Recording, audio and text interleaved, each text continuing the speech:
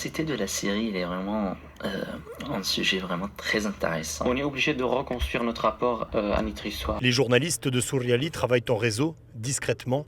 Il ne faut surtout pas se faire repérer. On a toujours peur, surtout pour les journalistes qui ont travaillé en Syrie et qui sont toujours là jusqu'à aujourd'hui en Syrie. Pour nous-mêmes, en fait, on essaye la sécurité, la cybersécurité, on essaye toujours d'être méfiant. On ne partage pas nos adresses, par exemple. Souriali ne veut surtout pas être la radio de la rébellion uniquement, mais celle de tous les Syriens qui aspirent à vivre dans un monde meilleur.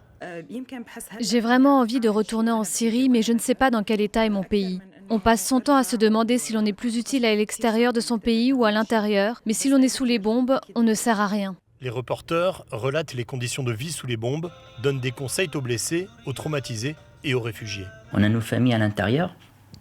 Quand on regarde par exemple le bombardement d'Alep, on ne peut pas parler d'un sujet qui est hors norme, qui ne s'adresse pas aux peuples qui sont sous le bombardement. Plus de 500 000 Syriens écoutent Souriali. Par Internet, clandestinement, souvent sur les téléphones mobiles, la voix de l'espoir face à la brutalité. Ils sont 27 journalistes exilés partout dans le monde.